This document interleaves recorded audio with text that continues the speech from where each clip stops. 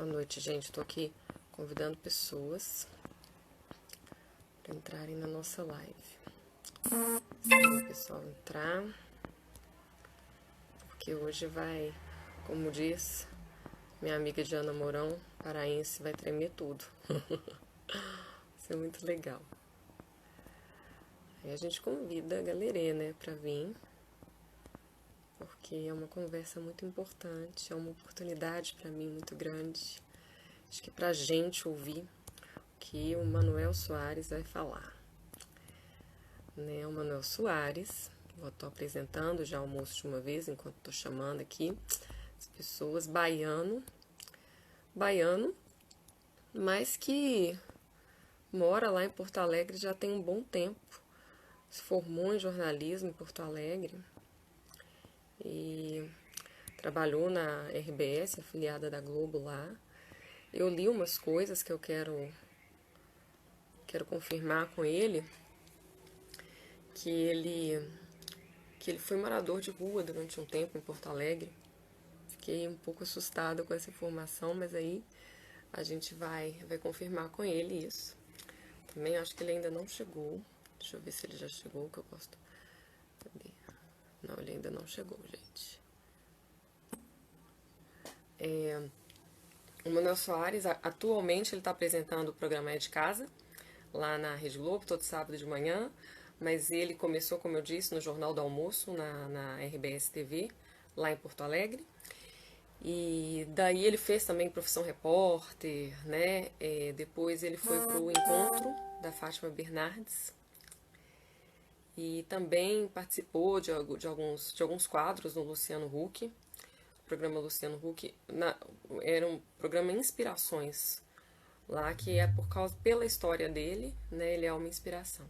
E ele tem, no É de Casa, ele tem um quadro que ele faz matérias na periferia do Rio de Janeiro. Eu acho super bacana, né, gente? Ai, gente, ele ainda não chegou, vamos ver. Fico tensa, viu, gente? Falei com ele assim agora há pouco. Estava tudo certinho. Ele ainda não chegou. Vamos lá. Vamos esperar que ele já vai entrar. Ei, gente. Ei, Fábio. Ei, Mônica. Vanvan. Sérgio Heitor. Gi. João. Túlio. Regina. Minha mãe, sempre linda. Gente. Aí, o Manuel acabou de entrar. Então, como estava apresentando, vou falar de novo, Manuel Soares, jornalista, escritor e ativista. Ele é o coordenador da Central Única de Favelas, também. E é uma inspiração para todo jornalista, especialmente jornalista assim, né, gente? Muito legal, ele tem feito coisas muito bacanas na TV. E eu acho muito legal a gente conversar com ele. Eu estou muito feliz. Oi, Ei! tudo bem? Tudo bem? Tudo bem, tô aqui brigando agora. Brigando. Tô brigando. Tem uma guerra acontecendo aqui, ó, que tem gente querendo pegar meu vinil. Não pode. E eu tô Eita, tentando vinil não explicar para as pode. pessoas que quando o vinil tá tocando, não se bota a mão. Então tem uma guerra acontecendo aqui, ó. Ó, tem um TT para você, ó. Gente, O TT é que gostoso. graça. Vamos lá, vamos de TT. Vamos de TT. É porque o que acontece? Aqui é a toca do Batman. Nessa toca do Batman, nunca ninguém entra. Aí agora deu um chororô lá e o papai deixou. Aí tá explorando. Tá agora, explorando. Ai, meu Deus do céu. Vem aqui, venha. Aí agora tudo que tem aqui virou objeto de desejo, de uma hora para outra. É claro. Tá explorando. Vai, tá mais que certo. Tem que explorar mesmo. Mais que certo. Tem vinil raro aqui, minha filha. Fala isso não. Não pode botar dentro do vinil. Deixa o papai tirar aqui, ó. Pronto. E o que vinil é esse que ele tá mexendo assim? É um toca-disco que eu tenho. Só que assim, esse aqui é da Melissa Morgan, uma cantora black. Só que acontece, ele quer que eu coloque o vinil, porque mexer na picape sem vinil não tem graça. vou mexer na picape com o vinil do papai. Com vinil, é claro. Claro, porque aí ele vai desgraçar mesmo. Ih, meu filho. Pronto, Aqui em casa ainda temos o vinil. Calma. Ô, gente, juro. Calma, ó. Eu sei. Ó, a gente tem um PT aqui, ó. Rola um PT pelo vinil. A gente pode trocar o Tá soninho também, né? Rola trocar o TT pelo vinil. Ó, isso, calma. Eu sou um bebezinho, Gugu, Dada, dos mais bonitinhos, Gugu, Dada. Essa é a música Segredo da Casa, Bida. Isso. Tô vendo. Ela funciona. Quero viver, quero naná, quero preguiça. Não tenho tempo pra esperar a hora. Tem que ser aqui, tem que ser agora. Eu já passei de carro, bibi, andei de cavalinho. Aqui tem muito passarinho. Piu, piu, piu, piu. Acho que eu vi um gatinho. Ai, que bonitinho. E atenção, atenção, todos olhem pra mim. Meu primeiro passinho. Não tenho tempo pra esperar a hora. Tem que ser aqui. Tem que ser agora. Ai. A titia lá, ó. A titia vendo você pagar mico lá. Tadinho, gente. Gracinha. Ela quietou mesmo. Que gracinha. Não tem problema. Não. Hoje eles estão que estão. Hoje estão, mas... não, mas isso é rotina, porque além dele a gente tem um de 1 ano. São 6, não são? São. E aí esse tem 2 anos e o outro tem 1 ano e tá lá embaixo com a mãe. Uhum. Eu acho o seguinte, não dá para deixar os dois juntos, porque eles têm uma síndrome de prison break. Um abre a porta pro outro fugir. Entendi. Então eles realmente acham que eles são os irmãos que podem ficar montando fuga. Ó. Mas eu acho isso um senso de liberdade, Manuel. É, o senso de liberdade. O problema é que o senso de liberdade deles vai contra o sistema. E o sistema sou eu, entendeu? Entendeu? E aí, quando vai contra o sistema, nós temos um problema. Né, filho? Entendo. Ó, TT, ó. Gostoso. Né? E como é que faz, Manuel, para cuidar de seis crianças e esse trabalho que eu é de casa no Rio, né? Tem menina, por exemplo, de 21 anos. Então, mas assim, é que o cuidar, quando fala de filho, é muito relativo, entendeu? Então, por exemplo, de 4 anos, mora lá em Porto Alegre com o tamanho dele. Calma. Ó, olha só, ó, tem um prêmio de jornalismo do papai aqui, ó. Vai brincar com esse aqui, ó. Meu Deus. Isso é prêmio de jornalismo, gente. Pra criança, calma. Maravilhoso. Ó, o nariz do prêmio, ó. Fala, oi, prêmio, como é que você tá? O que você faz da vida? Sabe que eu tenho um negócio com o prêmio que é o seguinte, né? Eu sempre acho que o prêmio é injusto. Injusto por quê? Ou ele foi injusto comigo, ou ele foi injusto com outra pessoa. Vendo por esse lado, você tá certo. Mas prêmio... tá vendo? Ó o que eu tô falando, ó. Foi pra radiola. Ó, denunciando a idade. Não bate, meu filho, não bate. Meu Deus do céu, isso é uma picape. Quem tem picape sabe a dor que eu tô sentindo. Entendeu? Não tapa não, ó, devagarzinho pode. Mas muito obrigado, tá? É um prazer. Eu que agradeço. Tá aqui. Deixa eu só ver se a mamãe dele pega ele, porque ele tá aqui, tá. Só um minutinho. Deixa eu ver aqui. Mas e o outro bebezinho? Hã? Não, mas e o de 1 ano que tá com ela? Aí a gente tenta trancar os dois no mesmo cômodo. Fale, tá bom. O que houve, meu bichinho? Vamos lá com o papai, vamos. O problema é que tem gente que não dormiu hoje bem, entendeu? É por isso. Deixa eu pensar minha última tática aqui, peraí. Minha última tática. Ai! Vai, tranquilo. Ai, tô Filho, adorando. Primeira live de participação de criança, gente. ai, peraí, ó. Vem cá, ó, filho. Tá uma alegria isso aqui. Mas eu vou dizer a você que é exatamente Diga. essa doideira que faz o conteúdo ficar inédito, entende? Na minha vida, assim. Não tô falando Uhum, só da live. Tô falando da vida como um sim. todo. Porque é isso que faz você criar as coisas de uma outra forma.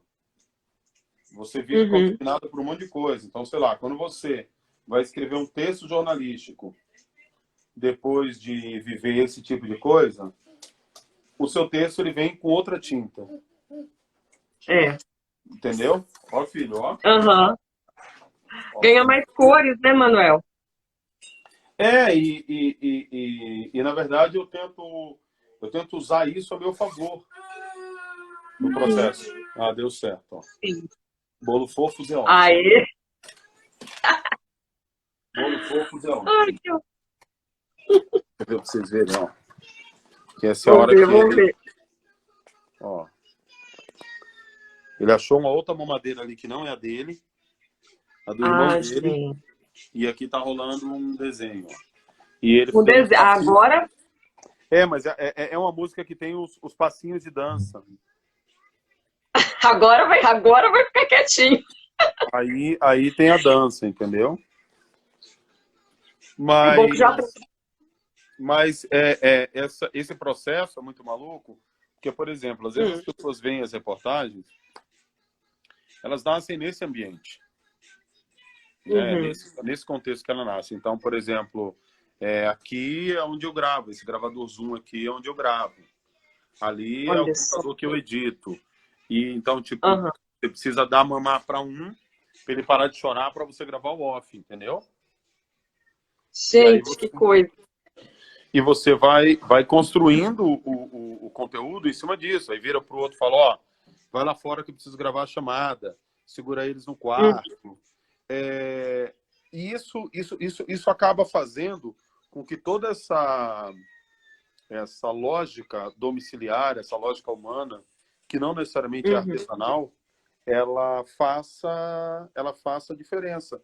Eu até postei para a galera, quando a gente fez a abertura do Pantera Negra, eles estavam aqui. Então, você imagina, eu repeti, para com isso, meu filho. Não, aí não, Ezequiel, não pode pegar aí, que aí é luz. Belo nome. Uma viagem. A abertura do Pantera Negra, por exemplo, eu regravei ela umas 40 vezes. Que isso? Eu sou meio chapliniano nesse aspecto, assim. Às vezes eu regravo a coisa... Porque quando ficava no tom que eu queria, porque existe um tom semiótico da conversação, ele fazia um barulho no fundo. Não. Quando saía sabe, no silêncio total, tinha uma inflexão de voz minha que eu não gostei. Então, e é isso. E aí é legal porque a equipe que trabalha comigo já sabe que o ritmo é esse. Eles sabem que assim, ó, a gente vai gravar, as crianças vão estar, todos eles são apaixonados pelas crianças, são tudo dindo das crias. Então eles já entenderam que a nossa vida é isso. Não vai ter tanta mudança assim. E isso faz uma diferença danada assim, pro processo, você entendeu? Eu fico muito feliz, assim. Eu acho que eu também não sei fazer televisão de outra forma. Toda vez que eu preciso ficar uma coisa mais formatada, mais formal, eu encontro uma certa dificuldade nisso, entendeu? Pare com isso, você vai quebrar meu negócio. Eu encontro uma certa dificuldade. Porque eu sou montado nisso. Estou montado em cima desse cotidiano, que para mim não é caótico, tá? Para algumas pessoas entendem. Para com isso, pô! Entendem esse cotidiano como caótico?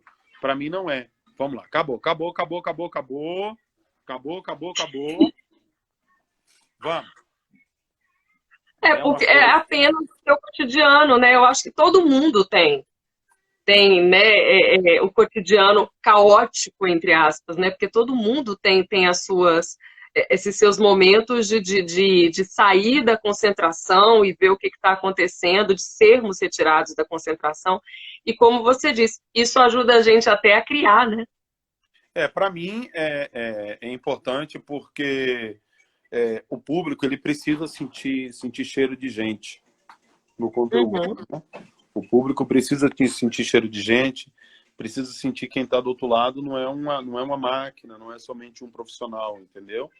Então, é óbvio que eu tomo cuidado danado, estou há 25 anos fazendo isso, então todos os meus processos comunicativos, meus processos de gestão social, eu estava agora, por exemplo, antes de você entrar na live com você, eu estava subindo, trazendo ele como madeira e aprovando uma campanha que eu vou começar de arrecadação de valores para famílias em situação de risco.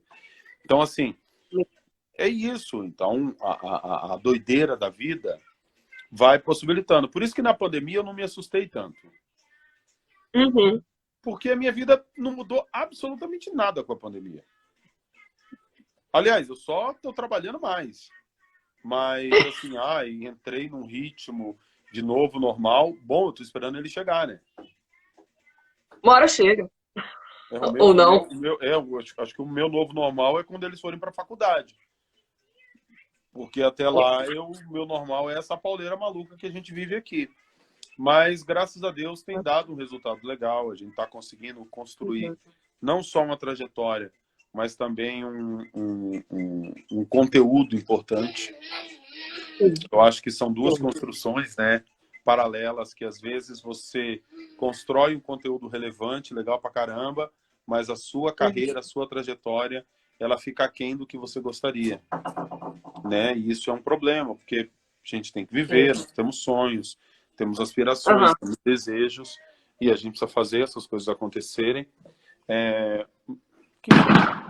Só para vocês entenderem, tá? Adoro.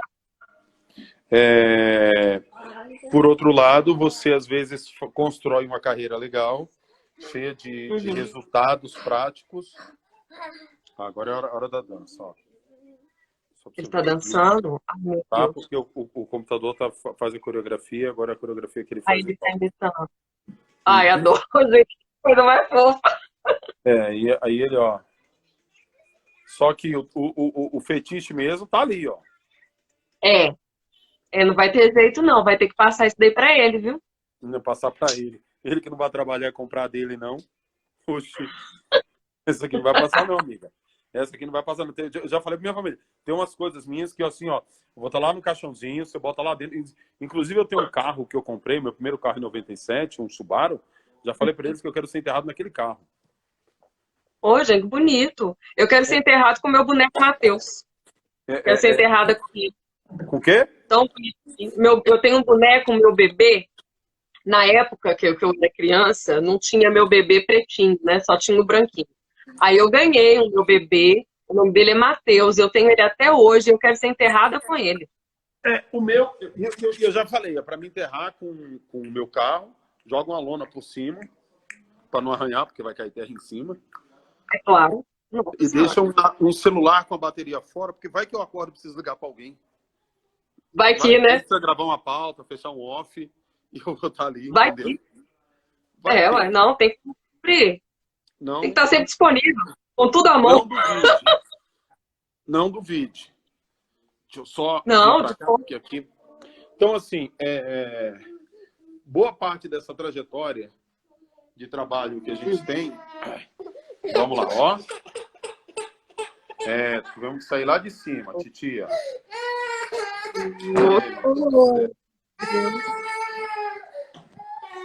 Ó, se contar, diz que é mentira, ó. Gente, pode ver. Odeia a porta fechada. Oh, meu Deus do céu. E tá indo embora. Tá indo embora. Tá. Preta, eu tô tentando fazer a live, mas não tá dando, não. Fica com ele aqui. Tava não, ele tá na... Essa é a primeira dama, ó. Oi, tudo bom? Olá! Eu estava no 10º show. Tudo bem? Eles Entendeu? estão fugindo. Eles estão fugindo mesmo. É isso que vira a vida. Ai. Eu falo pra galera, a Ai, galera pensa que eu tô brincando.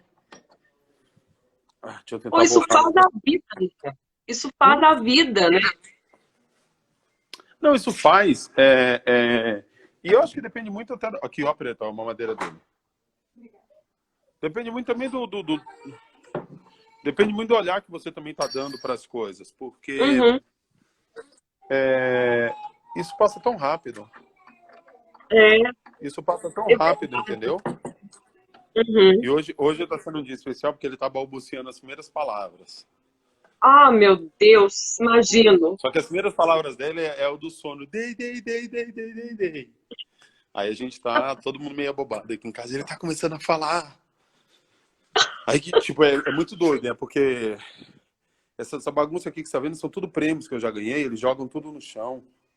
Tudo no chão.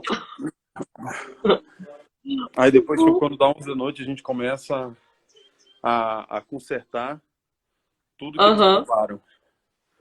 Aí depois cai tudo de novo, joga tudo no chão de novo e por aí vai. Aí tudo no chão de novo. Muito bem, mas vamos lá. Vamos tentar fazer uma live normal. Vambora, menino. Tava normal, tava linda, tava uma delícia com esse menino, com essa Imagina, vida. o público deve estar falando, gente, que bagunça desgraçada é essa? Ah, delícia. Não, tava bom, tava lindo, tava vivo, tava muito legal. Vivo até demais, pro meu gosto. Eu queria falar com você, Manuel, sobre. Você nasceu na Bahia e chegou em Porto Alegre. Como é que foi essa Na verdade, viagem? eu nasci na Bahia, vivi em São Paulo um tempo. Aí, Aham, em São Paulo, surgiu a necessidade de trabalhar, né? E aí apareceu um uhum, trabalho de serviços gerais em Porto Alegre, que é quando a gente vai para lá. aham. Mas a ida foi muito assim, em cima dessa... Não foi... Deixa eu só colocar. Não foi em cima daquela coisa, eu vou porque eu tenho talento. Não, eu fui para tentar viver. Tanto que eu trabalhei lá no começo, trabalhei 1 ano e pouco como auxiliar de serviços gerais. Uhum. Que eu acho uma profissão absurda isso. Eu nunca vou entender como é que uma pessoa coloca isso na carteira de trabalho de alguém. Serviços gerais já não é É, nada. Porque é. serviços gerais é isso, né? Serviços gerais, você vai Que é? pintar uma lâmpada ou você vai, sei lá, mexer com plutônio ativado. Ou Uhum. você vai cortar É, uma grama, você vai pegar o cocô do cachorro, porque os serviços são gerais. Então, tudo que você quer é. dizer. O auxiliar de serviços gerais é mais estranho ainda, porque tipo, ele é o auxiliar do cara que fez tudo isso. Tudo. Ele faz tudo, tudo, tudo, né? Tipo, aquilo que os serviços gerais não tá a fim de fazer, o auxiliar de serviços gerais faz. É. Que Então eu acho coisa. meio doideira, sabe? Mas é muito maluco como... Isso é um pouco resultado também do processo escravagista, né? Que Sim. você não dava nome às funções, né? Você tinha os escravos Uhum. gerais, você tinha o escravo da cozinha, né? Então, Uhum. não tem muito isso, né? A doméstica, por exemplo, a empregada doméstica vem da escrava doméstica, né? Coisa que É. poucas pessoas associam, que mudou o primeiro nome, né? Mas a função é essa. E aí eu acabo entrando nessa condição de auxiliar de serviços gerais e fico Uhum. por 1 ano e pouco e depois eu perco esse trabalho, né? Porque a empresa que eu estava faliu e eu Uhum. vou tentando de tudo, ser zelador de prédio, isso, aquilo outro, vendedor de válvula de gás na rua, segurança de travesti de madrugada. O que aparecia tinha que fazer, entendeu? E é muito doido, esse período que eu fui segurança de travesti na madrugada, tinha uma rua em Porto Alegre, ali você tem Assis Brasil, né, que eu conheço Porto Alegre, sabe o que eu estou falando, e tem uma rua chamada Francisco Traem, onde na Uhum. madrugada os travestis ficavam ali se prostituindo. E rolava Sim. uma incidência muito grande de pessoas passando e esfaqueando travesti na rua. Que isso?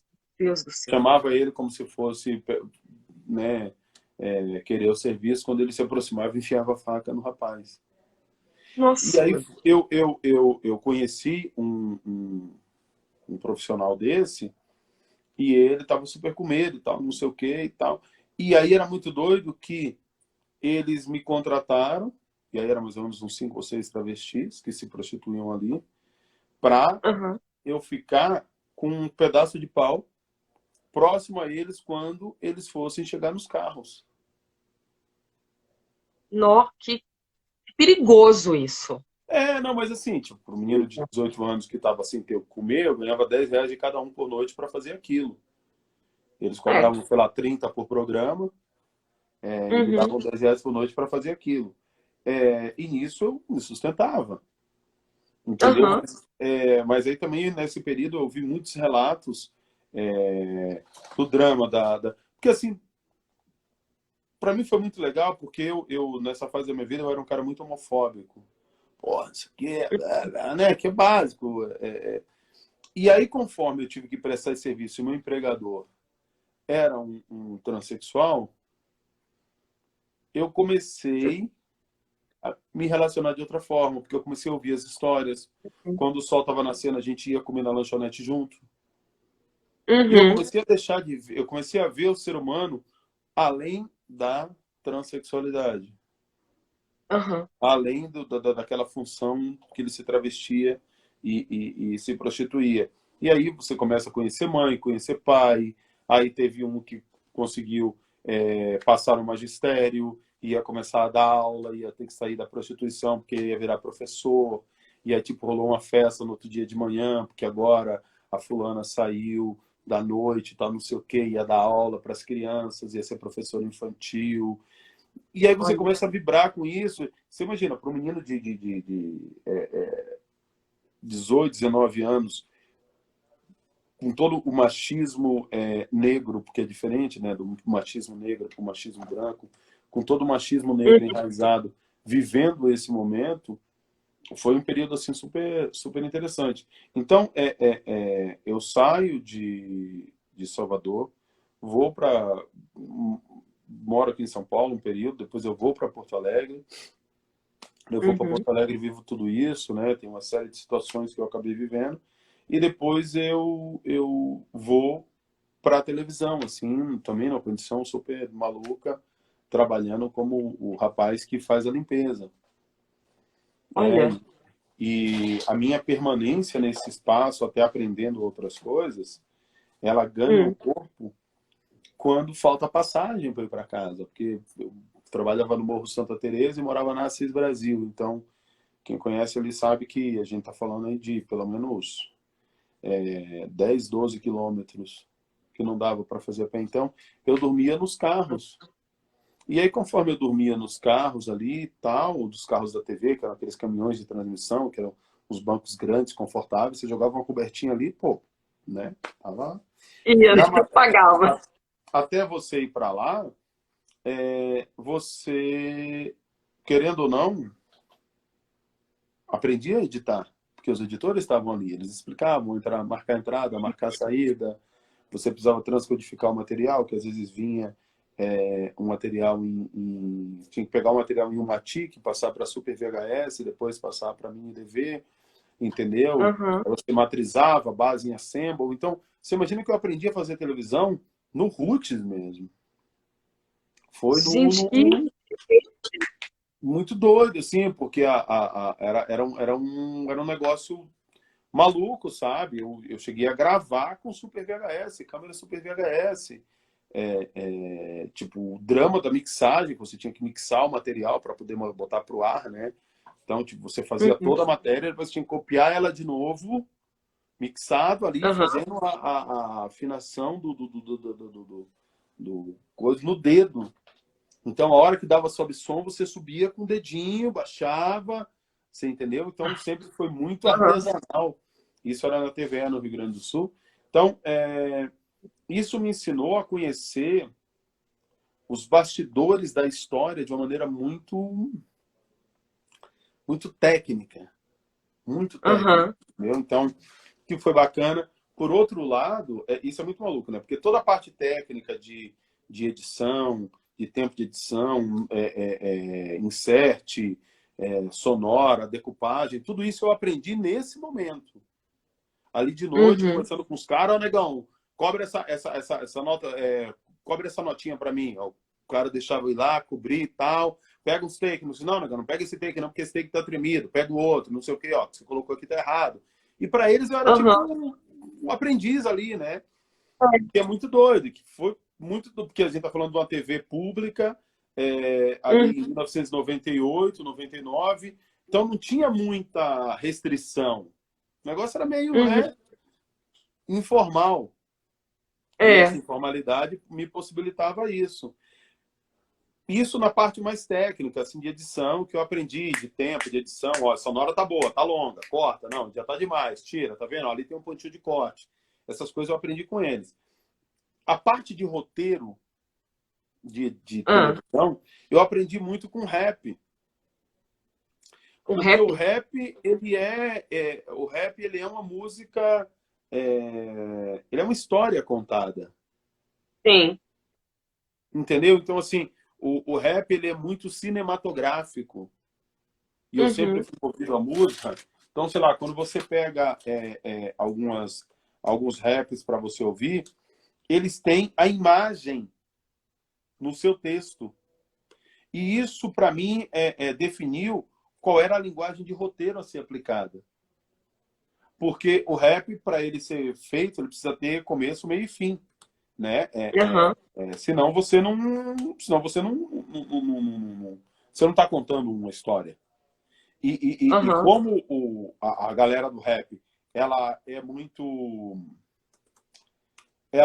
séria nesse aspecto, você não tem como fugir. Sei lá, quando você pega isso aqui, deixa eu ver se eu consigo.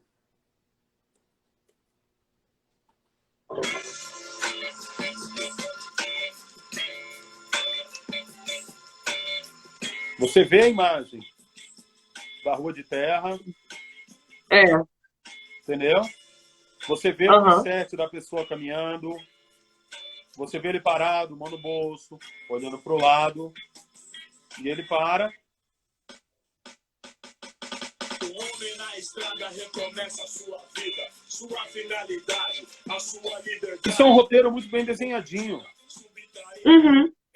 E aí você tem personagens, subpersonagens, né? Você tem o ambiente narrado. Isso aqui, por exemplo, ele está fazendo quando o Machado de Assis faz umas coisas maravilhosas, sei lá, a gente pegar Dom Casmurro, quando ele começa a descrever José Dias, chega um momento que ele faz o retrato, ele apresenta José Dias era o mordomo da Glória. E chega um momento que ele começa a fazer o retrato de José Dias no texto. Esse retrato de José Dias, quando Brau canta, por exemplo, Homem na Estrada, ele está fazendo um retrato. Sua infância não foi um mar de rosas, não. Na FEBEM, lembranças dolorosas, então. Sim, ganhar dinheiro fica... Aí ele sai da história, entra na vontade. Me digam. Aí ele sai do cara e já joga pro ouvinte. Que aí ele fala, me diga quem é feliz, que não se desespera, vendo nascer seu filho no berço da miséria. Ou seja, ele estava na história do cara, que era narrando a história, ele foi para a vontade do cara, conectou a vontade do cara com a sua vontade,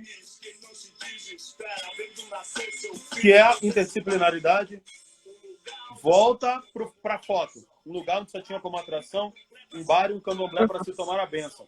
Esse é o palco da história que por mim será contada. Um homem na estrada. Ou seja, olha só que doideira de aula de roteiro.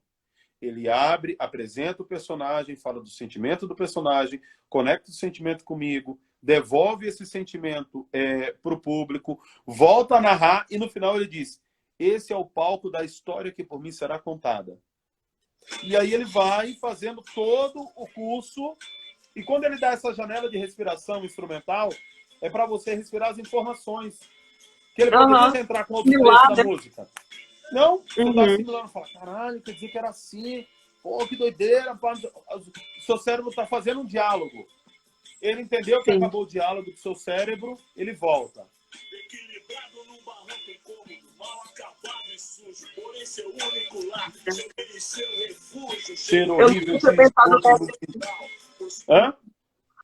Eu nunca tinha pensado o rap como uma forma da gente aprender a roteirizar. É roteiro puro. O rap é puro roteiro.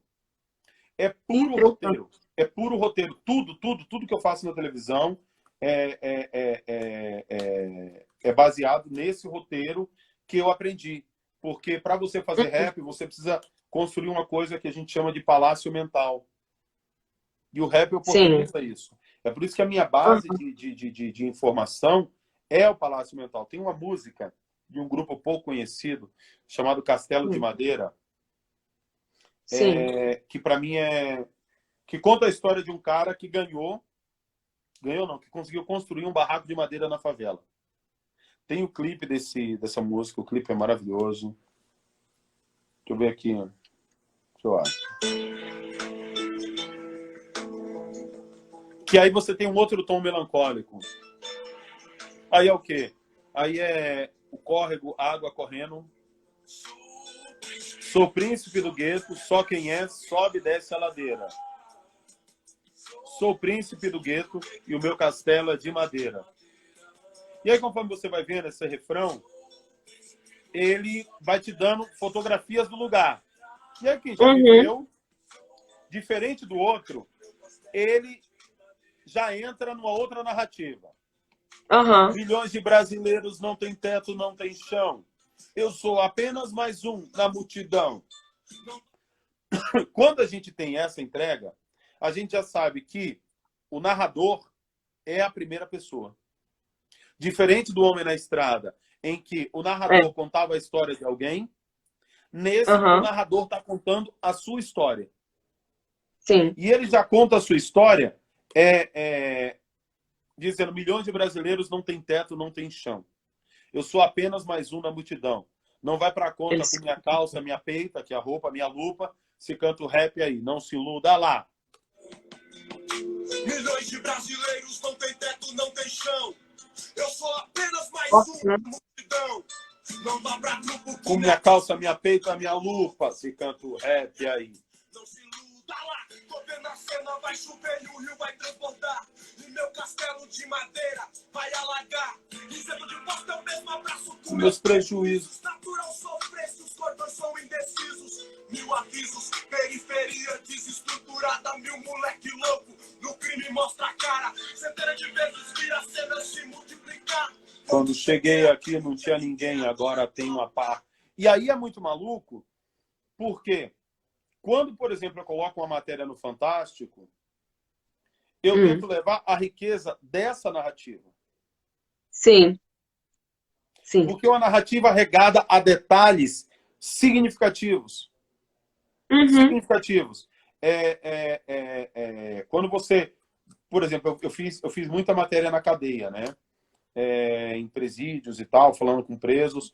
A minha escola de matérias prisionais é simples, era 15/9E. Era 15/9E. Você tem Oitavo Anjo, por exemplo. Incrível essa base que você usa para poder fazer a matéria. Assim, ó, você já parte de um lugar que está pronto. E é louco pelo seguinte. Esse, por exemplo, ele conta de um preso que quase foi assassinado. E todo mundo achou que ele tinha morrido dentro da cadeia. Que é o Dexter, que para mim é um mago.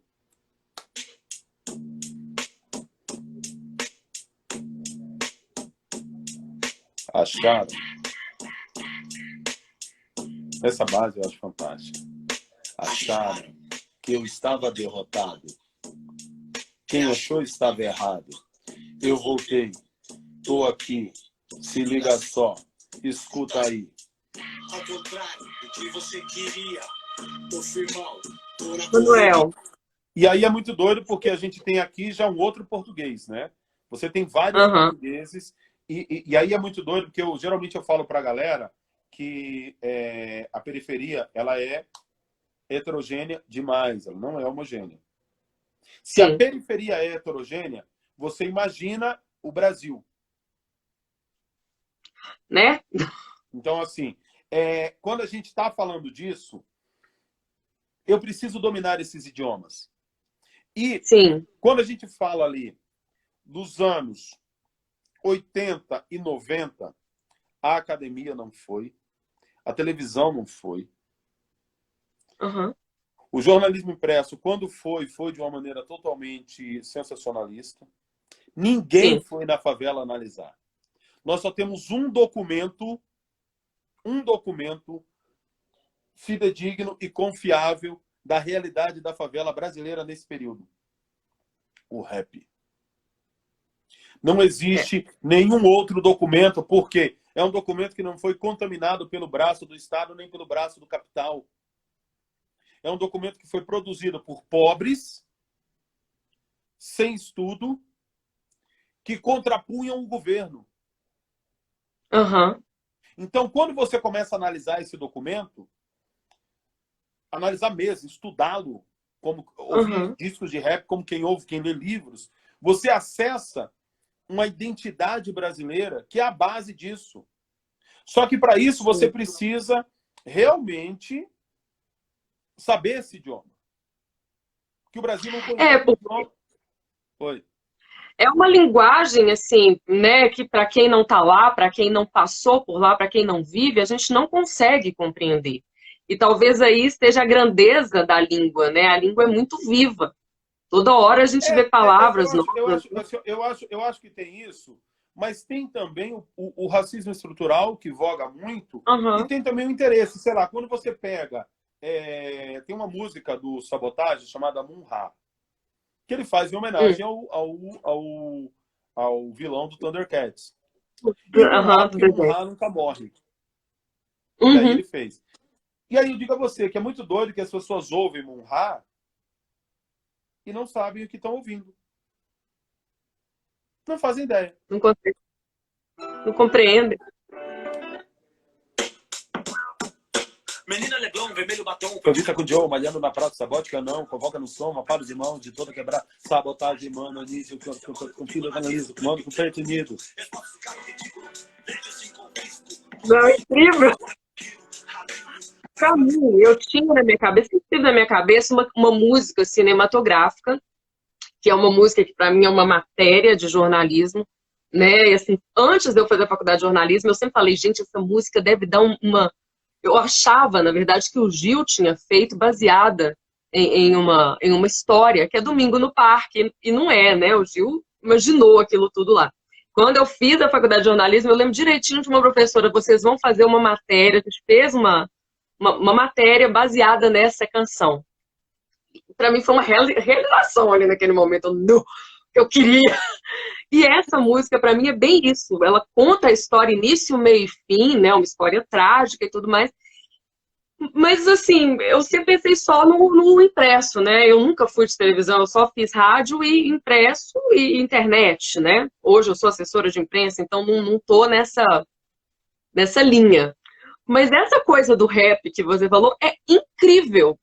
Eu tenho amigos... Eu acho que tá no rap, mas assim, da mesma maneira que ele fala que tem uma menina tipo Leblon, com vermelho batom, que foi vista com o Joe, que Joe é John, né? Tipo, alguém foi vista com o Joe, malhando na praça, sabote canão, convoca no som, uma pá dos irmãos de toda quebrada. E ele começa a listar esses irmãos. Sabotagem, Mananísio, o Confesso.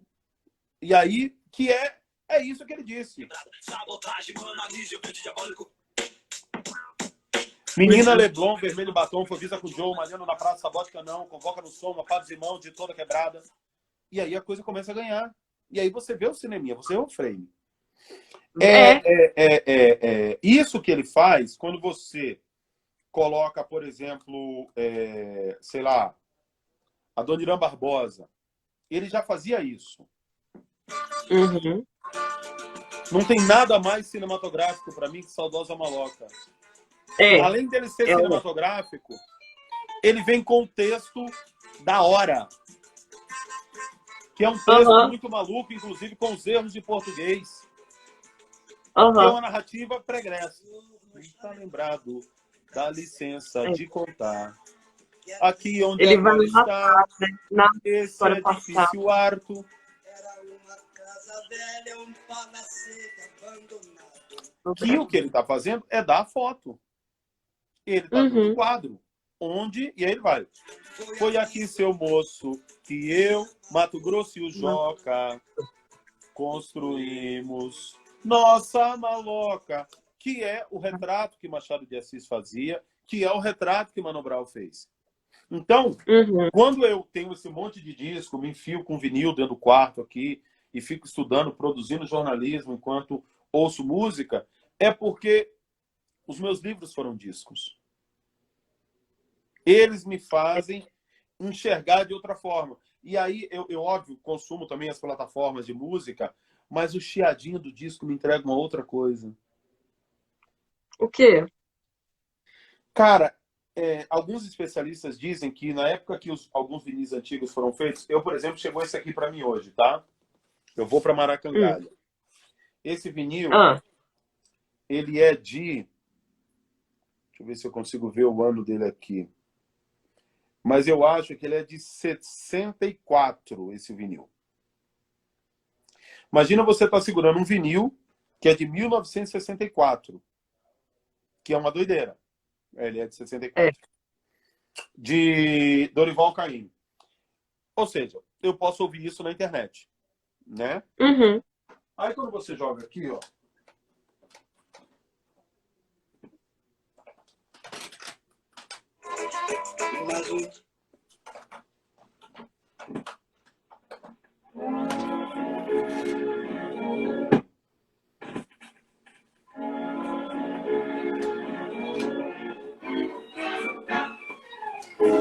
esse chiadinho é foda.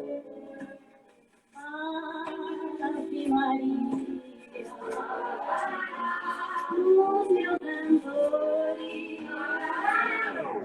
Eu sou campeão de apagar as luzes, ficar só na minha meia luz, analisando o estúdio. Eu preciso transformar som em imagem, imagem em texto. E depois eu transformo esse texto no máximo que a imagem literal da televisão vai conseguir chegar de lá. Então, assim, quando, sei lá, vou fazer uma cobertura sobre a Covid-19, como é que MVB e o Mano Brown escreveriam um rap sobre a Covid? E eu preciso me aproximar disso. Sim. E aí a gente ganha um outro contorno, porque você precisa beber em alguma fonte para produzir. Teve um rap do MVB. Você chegou a ver a música Quarentena que ele fez?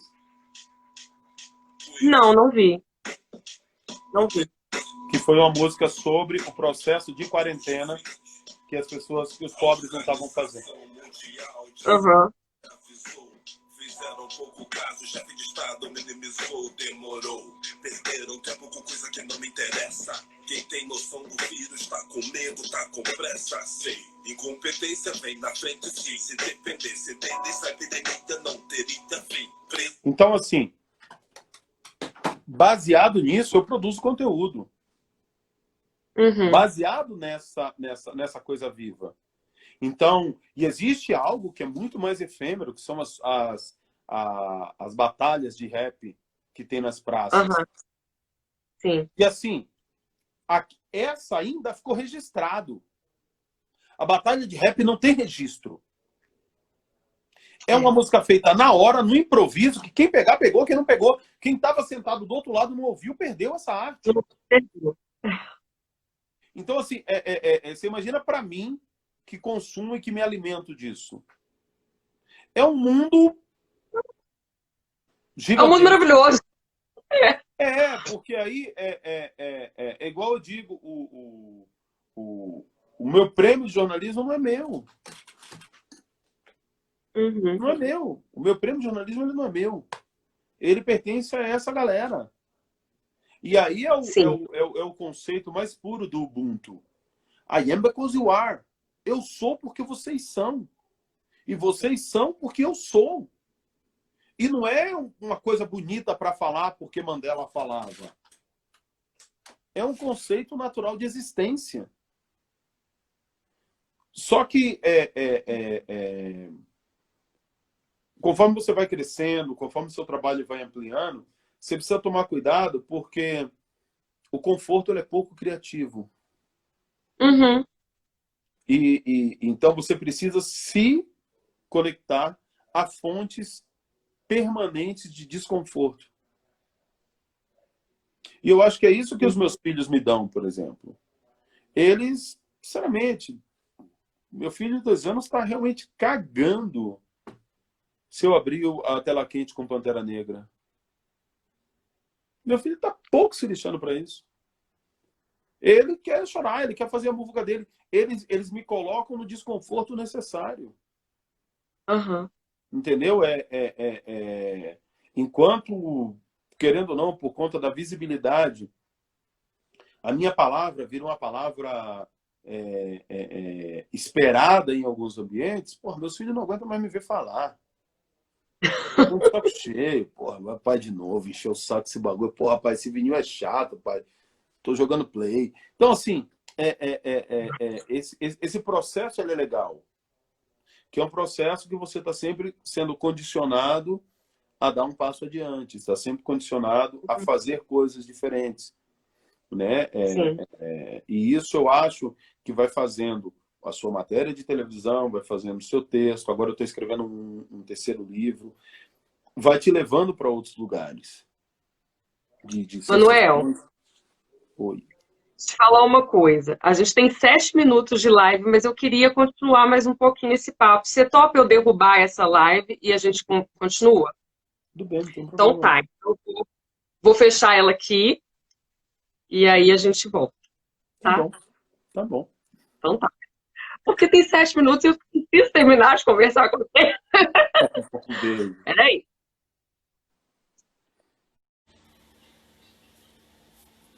Gente, vamos voltando, gente, por favor.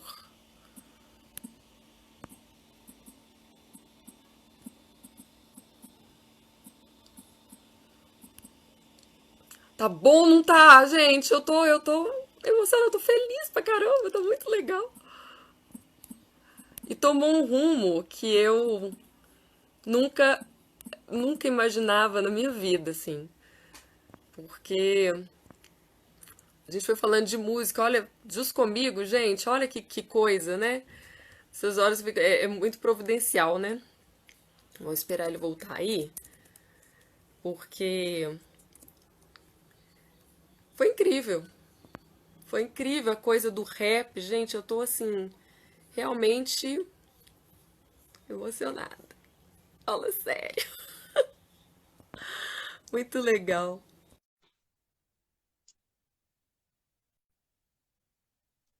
Chamei eles já. Ih, foi, não foi? Não foi, tá. Ei! Tô aqui de novo incomodando. Não, e assim, eu tô aqui falando com o pessoal, porque a nossa conversa tomou um rumo que eu não tinha imaginado. Assim, logo eu sou uma pessoa que estuda a história da música brasileira e você começou a falar de rap, de música no jornalismo, que é uma coisa que eu amo. Isso pra mim tá sendo uma aula. Você não tá entendendo? Tá sendo uma aula. Eu tô amando isso. Mas o louco é que, assim, quando a gente começa a tentar entender qual é a função jornalística da música, a gente entende isso quando a gente começa a entender os griots. Os griots, que eram aqueles negros que viajavam de aldeia em aldeia, os negros sábios, fazendo o processo de comunicação intertribal, que eles passavam de tribo em tribo. Inclusive, eles tinham o livre acesso a tribos rivais, levando informação. Quem casou, quem não casou, quem morreu, quem não morreu. Eles tinham essas informações. E eram os nossos jornalistas africanos. Quando ocorre, e eles geralmente sedimentavam a informação naquele lugar através da musicalidade. Então ele cantava Aham. algo, fazia uma cantiga africana naquele Aham. ambiente que deixava aquela informação, que muitas vezes vinha carregada de um teor filosófico, mas ficava informação. Quando ocorre o processo de escravização e os negros são capturados, levados para o navio negreiro, onde eles ficam isolados, as famílias são fragmentadas, as Uhum. mulheres iam ser escravas sexuais das navegações Uhum. e os homens eram colocados, escravos sexuais, trabalhando na cozinha. E os Aham. homens eram colocados na parte de baixo, né, aquela coisa. Quando eles eram levados para o convés, para tomar banho, que eles pegavam água do mar e jogavam naquelas pessoas, eles ficavam batendo o pé e eles não podiam se comunicar. O que eles faziam? Eles cantavam. E era cantar uma música de improviso, onde a mulher estava cantando e dizia: na cozinha tem 40 facas, eu posso pegar para a gente sentar matar eles. E o homem dizia: lá embaixo, fulano de tal, está perto da porta. Só que como eles estavam cantando nos seus dialetos, os navegadores não sabiam. Achavam que eram Entendi. só negros cantando. Na verdade, a Aham. música, naquele momento, tinha um poder de comunicação. E muitos motins, muitas rebeliões náuticas aconteceram em navios negreiros a partir disso. Então, a música já tinha uma função, ela não era entretenimento, ela tinha uma Uhum. função revolucionária no navio negreiro. Sim. Quando ela chega nos territórios escravistas, sejam nas plantações de algodão norte-americanas, sejam nas plantações de cana e café que nós tínhamos aqui no Brasil,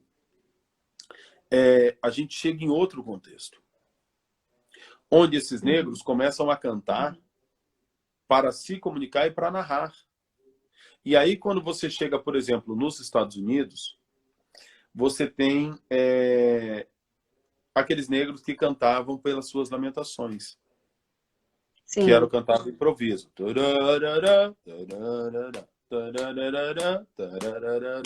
E aí vai nascendo o berço do que ia ser o blues. O berço do que ia ser o blues. Porque alguns negros foram ensinados pelo senhor de engenho a tocar algum instrumento. Uhum. E aí ele... Ou era...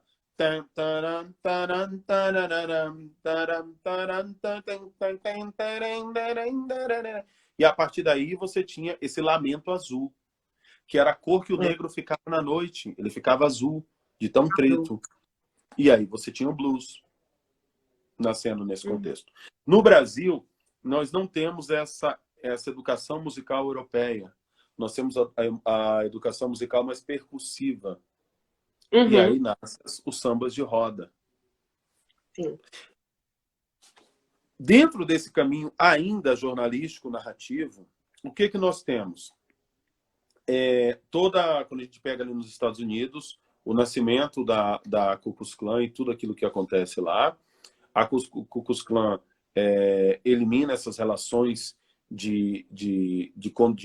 sabe, do negro ter os seus bailes e tal, não sei o quê. Green Book fala um pouco disso, né? O filme Green Book. E aí uma geração de negros ali, da década do ano de 1957 até 1980, fica sem saber tocar instrumentos. Uma produção cultural muito limitada. Ou seja, meu avô até sabia tocar o violino, sabia tocar o blues, mas eu não sei, porque não foi passado. Então você tem um vácuo. Esse vácuo é fechado como? Quando a África Bambata pega 2 tocadiscos, coloca um do lado do outro, elimina a parte de música, né? Porque ele tem ali o toca-disco, né? Lá você pega um disco como do Tim Maia. Deixa eu colocar aqui. Um disco como do Tim Maia. O que a África Bambata fez? Ele colocou os 2 tocadiscos.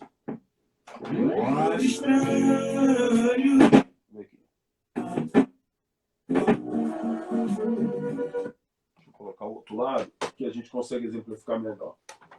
Tá. Você tem, ó. Você tem o instrumental. Sim. Segunda virada.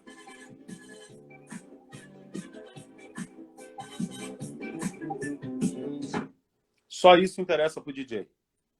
A parte que o cantor entra não é aproveitável. Essa parte, só instrumental, chama-se Get Down. Uhum. Aí já não interessa. Já não é mais. Fazia? Colocava instrumental. Uhum. Isso, né? Só que ele não podia ficar voltando toda hora. Então ele pegava 2 discos iguais, colocava uma marcação no ponto, um mixer no meio, para poder jogar o som uma hora para um lado, uma hora para o outro, e tocava o instrumental.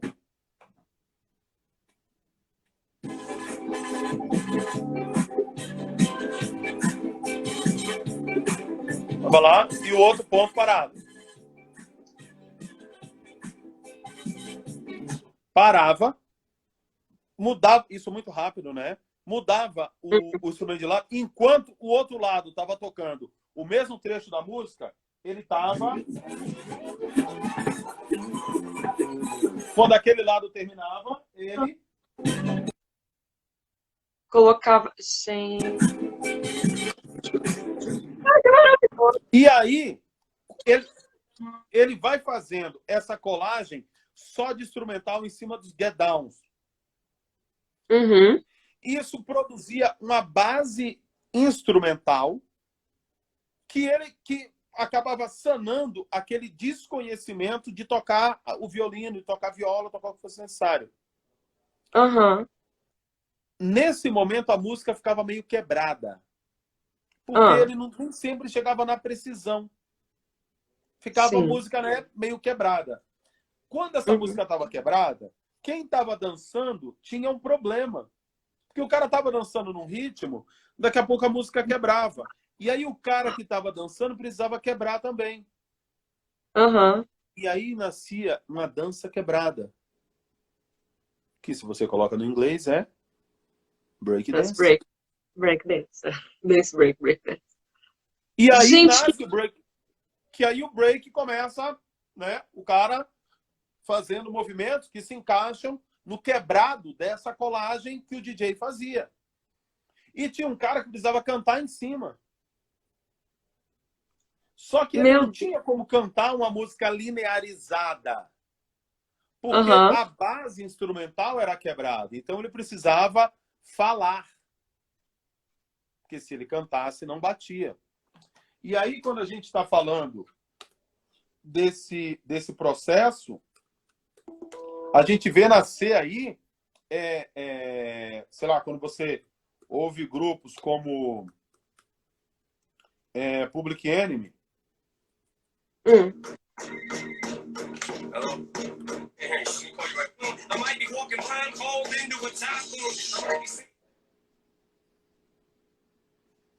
eu ver aqui se eu acho.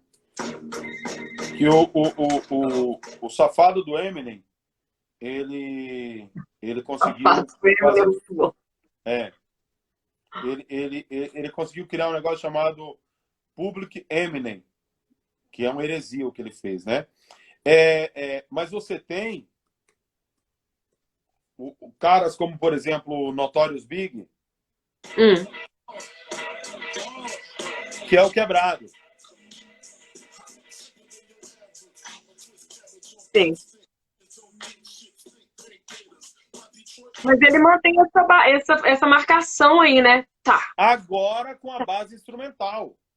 Com a base instrumental ele consegue manter. Mas quando você pega África Bambata, por exemplo, que eu não sei se eu vou achar aqui no Spotify. Mas quando...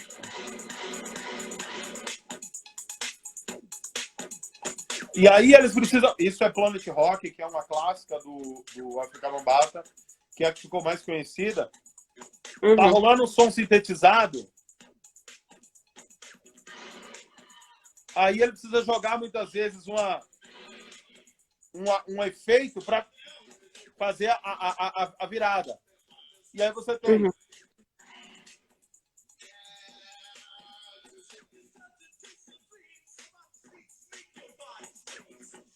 Só que assim como nos navios negreiros, o que eles fazem é narrar histórias, narrar cenários. Sim. E aí vem a função jornalística. Então, assim, o rapper, o sambista, o produtor cultural, ele é o primeiro jornalista brasileiro. Ele chega narrando histórias antes do jornalista convencional. E foi tirado desse cidadão a função de narrar. Uhum. Agora, é muito maluco como o Brasil consegue beber na fonte de Chico Buarque. Tem certos dias em que eu penso em minha gente, que sinto assim todo o meu peito se apertar. Até parece que acontece de repente. Entendeu? Agora, vem cá. Por que que o Chico Buarque, quando fala isso, ele é base histórica e N. Dinaldinho não é? É uma excelente pergunta. Porque N. Dinaldinho, por exemplo... É uma excelente pergunta. O povo da periferia há muito tempo está abandonado, né, irmão? Enquanto o povo da classe alta está enchendo o rabo de dinheiro, o povo dali está no veneno, sem emprego, na fome. A única saída que os irmãos encontram aqui na periferia é o mundo do crime. Os irmãos sabem que o crime não compensa, mas é obrigado a viver no crime porque não tem outra saída, né? Então, que Deus proteja os irmãos que agora estão na correria, que Deus proteja o povo da periferia. Deus olhai meu povo. Isso é lançado no mesmo período que Gente Humilde é lançado. Uhum. Só que esse material, graças ao racismo estrutural, ele é ignorado. E Gente Humilde, né? Então, assim, Nelson Motta não colocou isso dentro da discografia dele. Isso é um problema. Você acha, por exemplo, assim, você falou disso, me veio a questão da Axé Music agora. Por exemplo, que a gente tinha Margareth Menezes e tantas outras cantoras negras lá na Bahia, já cantando há muito tempo, mas precisou de aparecer a Daniela Mercury, uma cantora branca, para a Axé Music conquistar o espaço que conquistou. Você concorda com isso? Com essa afirmação, né? E de que realmente, assim, para as pessoas ouvirem é preciso uma voz branca? A Poliana Amaro aqui, até advogada aqui em Belo Horizonte, uma grande amiga, colocou assim, o preconceito contra a voz da favela ou contra a voz do preto? Seria isso? Cara, eu acho que, assim, existe o apelo, mas tem coisa que o branco não vai conseguir fazer. Não vai. Existiu isso, sim. Existiu essa eugenia colocada ali. Margareth é minha amiga. E eu considero ela a maior cantora baiana. Sem sombra de dúvidas. Ela sabe disso. E eu nem, isso é uma coisa assim, ó, que a Ivete sabe que eu penso isso, Cláudia sabe que eu penso isso, é o que eu penso. E ela sabe, mas é verdade. Não, mas assim, eu penso, sabe, eu penso isso. Só que eu, por exemplo,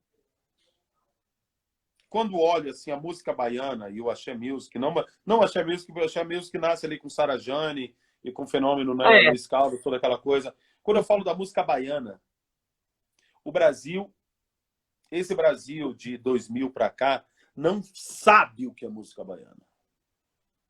Não faz ideia do que é música baiana.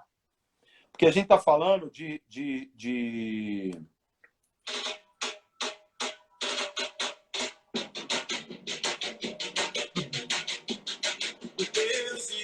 divindade infinita do universo. Ele está contando a história da África branca do Egito. Sim. Cara, você joga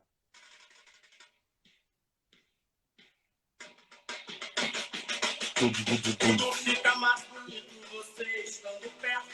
E aí é complicado, porque assim, você chega para um menino que se considera músico hoje, sei lá, sambista. Ah, você é sambista? Não, eu sou sambista. Conheço Dona Ivone Lara, Zeca. Beleza, você é sambista, né? Então, por favor, traduza essa música para mim. Criaram-se vários reinados, conto de Melina ficou consagrado, samba Rosa Rosa mandou sagrado, cimbale sagrada, a rainha Ragavalona, destaque-se na vida pela mocidade, majestosa negra, soberana da sociedade, alienado pelos seus poderes, o rei Ravana foi considerado um verdadeiro Meji, que levava o seu reino a bailar. Bantos, indonésios, árabes integram-se à cultura malgás, raça varonil, alastrando-se pelo Brasil. Bom, traduz para mim então, parceiro, já que você é músico. E a galera não faz ideia do que porra que eu tô falando. Não faz ideia do que eu tô falando. Então, assim, isso o branco não conseguiu pegar. Não pegou, velho. Mas assim, não pegou porque não dá. Eu considero essa axé music, esse negócio, algo extremamente ralo. Água de salsicha. Mas é porque eu venho de uma base que meu pai me levava para o ensaio do Olodum, que eu ficava ouvindo isso com 4 anos de idade. Quando eu fui estudar a história da África, o conflito do norte da África, a cultura malgás, aí tudo se encaixou na minha cabeça. Mas a questão é essa, é que a eugenia, ela só conseguiu colocar o branco em evidência. Só em evidência. Mas o poder, o conhecimento da ancestralidade, ele continua ali. O meu povo seguia pela oralidade. Eu tenho muitos livros aqui, leio pra caramba, leio muito, mas eu sei que o meu cerne, ele é auditivo. Ele não é sinestésico, ele não é visual. O meu cerne, ele é auditivo. Eu funciono a partir da oralidade. Sim. Eu tenho 2 orelhas gigantes, que quando eu era criança me apelidavam de topogijo, e eu tenho uma boca enorme. Me apelidavam de topogijo. E eu tenho uma boca enorme. Por quê? Porque a minha vida é guiada pela escuta e pela fala. Então, pô, Manuel, mas o que você acha agora que essa negrada tá tudo usando cordão de ouro, ostentação? Bom, né? Para começo de conversa, esse ouro não devia nem ter saído dentro da terra, né? Por aí. Então, vamos baixar a bola. Vamos parar de ficar discutindo no pescoço de quem que tá. E óbvio que a gente está vivendo hoje um período de desconstrução e reconstrução de algumas identidades que precisam nos colocar de novo no que realmente importa. No que realmente importa. Que é abandonar um pouquinho algumas vaidades. Sim. Sabe? Então, assim, eu não vou ficar discutindo na internet quem tem o pinto maior. Não é isso, não é essa a questão. Esse hipersexualismo que colocam em nós, essa briga do lugar de fala, esse processo constante de cancelamento, fulano não pode mais ser ouvido porque ele falou isso, porque falou aquilo. Parceiro, quem não tiver pecado, que atire a primeira pedra, pai.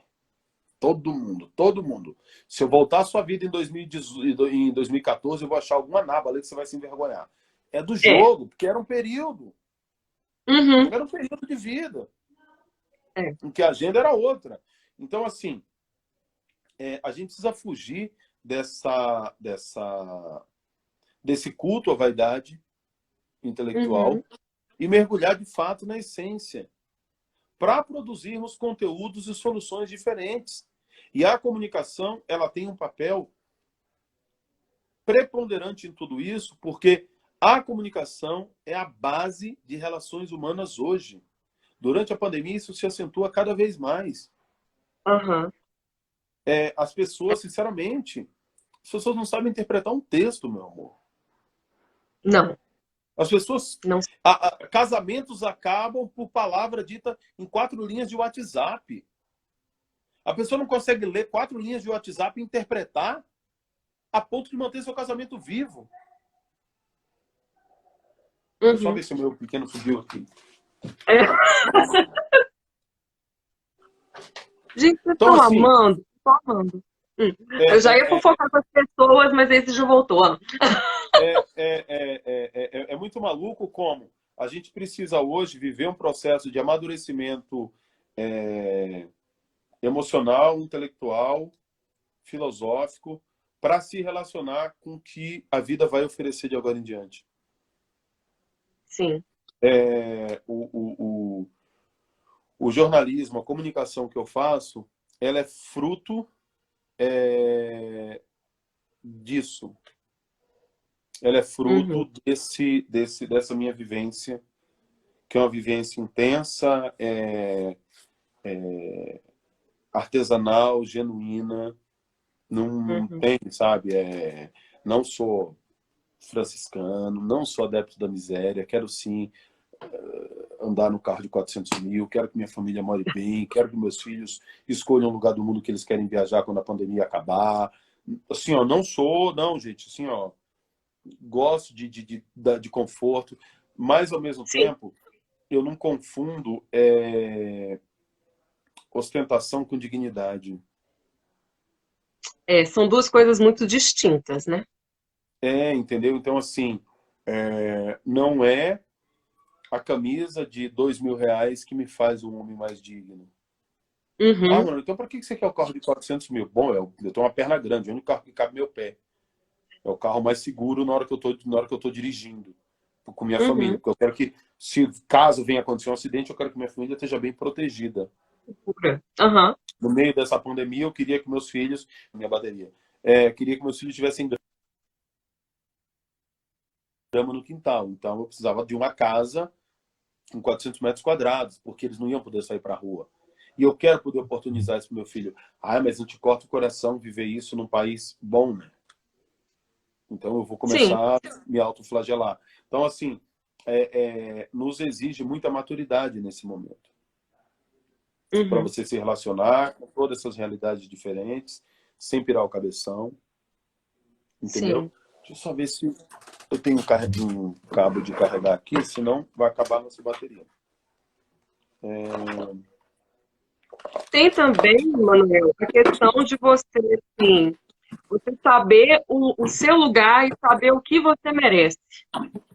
Né? Eu mereço isso, eu conquistei isso. Porque eu conquistei isso, não quer dizer que eu estou ostentando. Eu apenas conquistei um espaço, conquistei um lugar, conquistei um nível que me permite conseguir se comprar essas coisas. Né? E isso não é vergonha. Eu acho que isso é uma coisa muito certa, não é? Eu vou pegar o cabo enquanto você conversa com o pessoal. Já vem. Tá bom. Me fala, vocês estão amando? Porque eu tô amando. Confesso para vocês que, assim, eu tinha feito umas perguntas aqui, anotado, bonitinho, e não consegui fazer nenhuma delas, porque a conversa foi para um outro caminho, que me deixou muito feliz, um caminho que eu não imaginava. É um caminho, para mim, como jornalista, de muito aprendizado. E não só como jornalista, né? Mas como ser humano, assim, porque o moço está falando coisas impressionantes, né? Além daquela primeira história que ele contou, acho que está na primeira live, quem chegou aqui nessa agora, teve uma primeira live, que ele contou uma história incrível da vida dele, que eu acho que vale a pena vocês assistirem, né? Como que ele começou a trajetória dele, da Bahia, passando por São Paulo, até chegar em Porto Alegre, e até chegar no jornalismo. Como que foi isso? E a partir daí a gente começou a falar do rap. Ele começou a falar do rap e mostrar como que ele pensa, a forma que ele faz o jornalismo por meio do rap. Gente, impressionante. Foi uma coisa para mim que assim, impensada mesmo. O jeito como ele entende o rap, como ele coloca o rap nas matérias dele. É muito legal. Como ele coloca a música nas matérias dele. Eu que adoro música, quem tá aqui me acompanha sabe que eu amo música, que eu estudo música o tempo todo. Vambora! Não, Falei bom? e é louco pelo seguinte, eu falo do rap porque é a música que foi a minha geração, mas quando você começa a estudar música, você encontra em tudo, né? Então, hoje, por exemplo, eu tenho aqui Dorival Caymmi, da década de 60, né? Você puxa aqui, eu tenho Beth Carvalho. Hoje, por exemplo, você tem uma ideia. Eu realmente estava ouvindo, tá? Estava ouvindo mesmo. Tanto que quando eu cheguei aqui, minha mulher olhou para minha cara, ela falou bem assim, tá? Não vou nem tentar entender, tá? Estava ouvindo Vando. Vando, Eu acho. fofo. E Angélica. Vando e Angélica, me explique isso. Os dois tocavam no mesmo rádio, né, na minha casa. Né? Ou seja, os dois faziam parte da mesma narrativa, né? Então, por exemplo... Você sabe que aqui em Belo Horizonte tem um bloco de carnaval que chama Beiço do Vando. Beiço do Vando.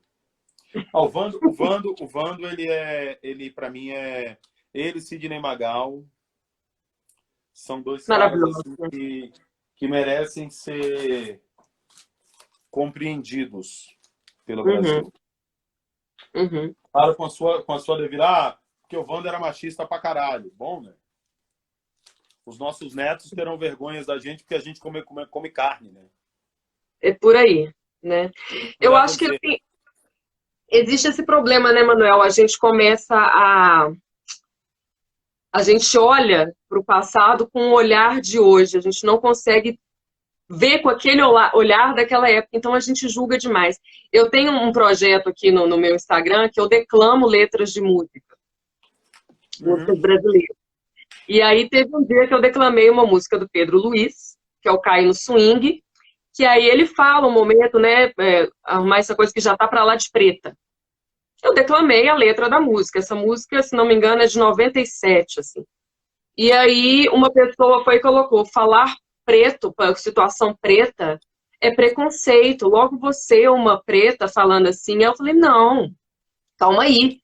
Essa música, ela foi escrita, ela foi pensada no momento em que não estava tendo esse diálogo, não estava tendo esse pensamento, não estava tendo essa discussão.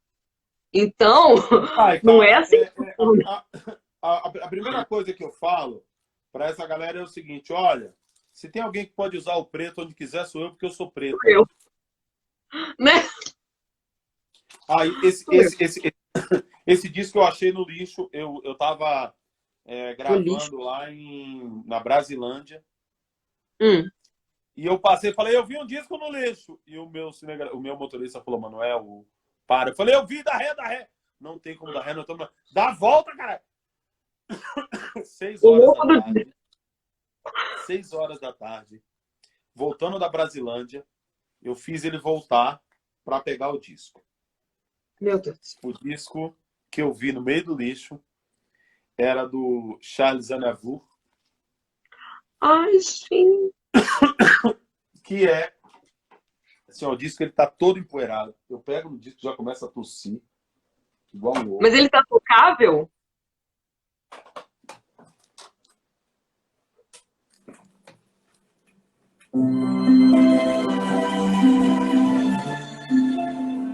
Ele tá tocável.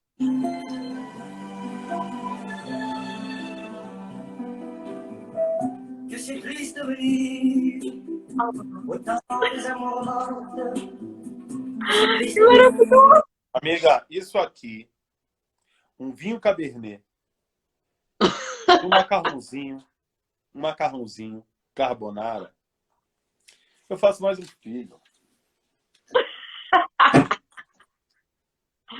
Gente, o disco tá tocável. Eu achei que ia estar todo arranhado. Não, ele tá bem, né? Tava no lixo. Que no coisa. Lixo. Tá bom, maravilhoso.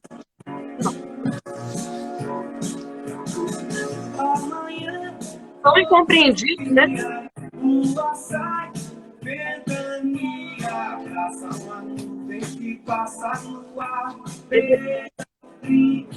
Djavan é um compositor incompreendido, né? As pessoas gostam de falar que ele não diz coisa com coisa. Eu acho que as pessoas que não conseguem abrir os ouvidos para ele. Você acha isso também?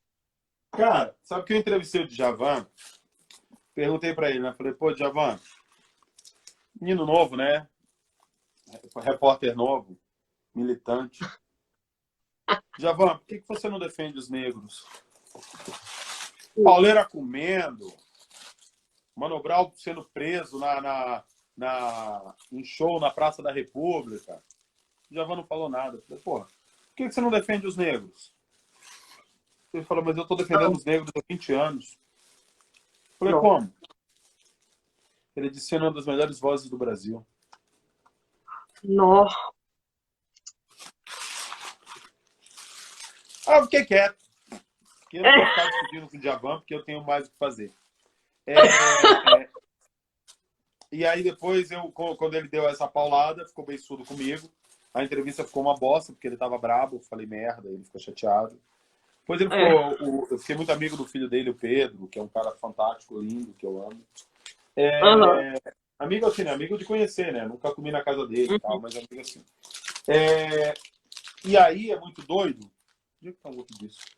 Aí é muito doido que Djavan, ele é um cara que nasce na terra em que Zumbi viveu, né? Em Alagoas. Onde está o Palmares, né? Onde está o Palmares, né? E aí ele traz toda essa ancestralidade junto com ele, né? Uhum. Que é uma ancestralidade que precisa ser conhecida e reconhecida. Então, por exemplo, chegou uma época do disco que eu comecei a pesquisar a história de Djavan mesmo, e pesquisar meio a fundo, eu encontrei ele cantando o hino da África do Sul. Você já viu? Olha, não. Eu não sei se eu Olha. tenho aqui. Incrível. Djavan cantando o hino da África do Sul, que se eu não me esqueço, espero não estar errado, é no álbum Pétala. Nossa, gente, que coisa incrível. No álbum Pétala dele, não sei se é esse, não, acho que não é.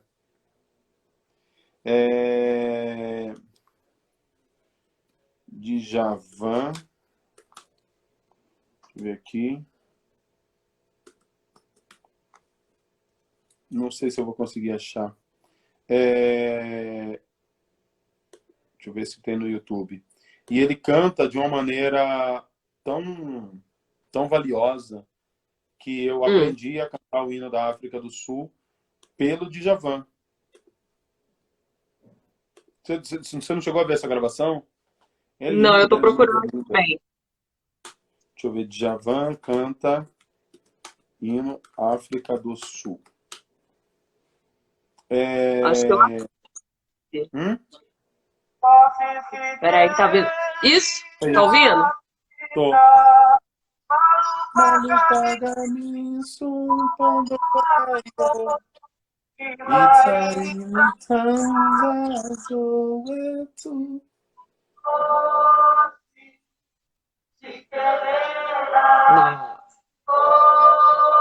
Que lindo! Nossa, ai, dá um trem assim. Aí, entendeu? Então, assim, cara, bom, quem não consegue compreender Djavan, volta pro Mobral, pai. Muito bom. Volta pro Mobral, pai. Volta pro Mobral, vai estudar. Eu queria, eu fiz anotei um tanto de pergunta aqui, mas assim, né, eu quero te fazer uma delas. Eu sei que o nosso papo foi para outro. E eu vi uma vez a Thaís Araújo e a Maju Coutinho, assim, cada uma em lugares diferentes, falando que elas... A Thaís, eu sou uma atriz, eu sei falar de várias coisas. A Maju Coutinho, né, uma senhora jornalista. E elas falando assim, eu gostaria de ser chamada não para falar não somente de racismo, para falar de outras coisas também. Elas deixaram muito claro que elas entendem a importância de falar sobre o racismo. Mas o meu entendimento foi, eu não quero parecer que eu só falo sobre isso, que eu só estou o tempo todo levantando uma bandeira. O que você acha disso? Você acha chato toda hora as pessoas falarem sobre esse assunto porque você quer falar mais sobre música, por exemplo? Olha, eu não tenho problema de falar 10 horas seguidas sobre a questão racial, sobre a tribo Fanti Achante, sobre a tribo Sessuto e Xhosa da África do Sul, sobre Chaka Zulu e toda que foi o Alexandre o Grande da África. Eu falo disso durante 10 horas seguidas, desde que você me pague para fazer isso, amor. Entendi. Trabalhei pra caralho para ter esse conhecimento. Uhum. Estudei que nem um doido. Eu não sou Afro-Google. Adoro. Eu não sou o seu oráculo preto que quando você quiser saber alguma coisa me fala.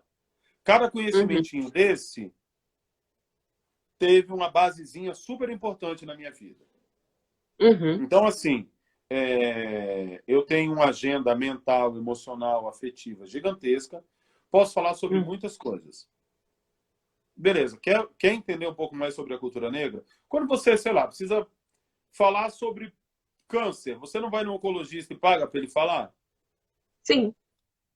Preciso falar sobre a coroa dentária. Não vai chegar pro dentista, vem cá, me fala aí sobre coroa dentária aí, pô, tanto que dá uma moral. O cara vai dizer, bom, vou marcar uma consulta. Então, assim, o conhecimento que eu tenho, que eu trago, ele é um conhecimento que tem que ser valorizado. Tem que ser respeitado. Sim. Então, assim, beleza. Obviamente que eu não vou me furtar de levar informações relevantes para o lugar que precisar. Mas eu não vou ficar estigmatizado. Não vou ficar estigmatizado. Vai me pagar um salário fantástico para eu ser o Afro-Google daquele território. Bom, beleza. Então é meu trabalho, é minha função. Eu acho que nós negros não podemos nos furtar de exercer a nossa cidadania, o nosso lugar de fala. Porque se eu não começar a falar as coisas importantes, relevantes sobre o meu povo, vão chamar o Luciano Huck para falar. Quem é que vai, né? Entendeu? Acho que o Lu é um cara maravilhoso e tal, mas ele não tem um lugar de fala que eu tenho. Ponto. É claro. Então, assim, óbvio que entre exercer o meu lugar de fala e ser o Afro-Google da galera, tem um abismo gigantesco. Então, assim, a hora que me encher o saco, gente, vou não. Vou cuidar dos meus filhos aqui, entendeu? Então, agora, por exemplo, Semana da Consciência Negra, vem uma galera pedindo palestra. Cara, se é escola... Manuel, vai ter uma escola de periferia e tal, não sei o quê, a gente vai montar um grupinho para você conversar, você gravar 5 ou 6 vídeos no WhatsApp para a galera. Isso é uma coisa. Agora sim, né? Faculdade que cobra 3, 4 mil reais na mensalidade quer me levar de graça para fazer palestra? Não dá. Vamos se respeitar, gente. Vamos se respeitar. Não é assim que funciona, não. Então, eu faço o que for necessário ser feito e o que for ético ser feito. Não tem problema. Vou fazer o que for necessário.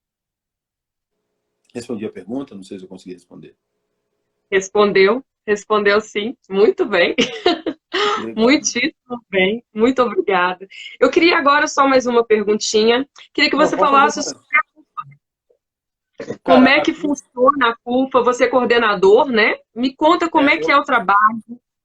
A CUFA, eu sou coordenador do Rio Grande do Sul, que é o estado que eu acabei fundando e gerenciando a CUFA. A CUFA hoje está em 17 países do mundo, trabalhando nos 27 estados brasileiros, em mais de 8 mil municípios, atuando na vida de mais de 4 milhões de brasileiros, então é um impacto intenso. Assim. Nesse período de pandemia, por exemplo, nós fizemos uma movimentação agressiva para levar segurança alimentar para as pessoas. E acho que a grande sacada da CUFA, ela é fundada pelo Celso Ataíde, hoje ela é presidida globalmente pelo Preto Zezé.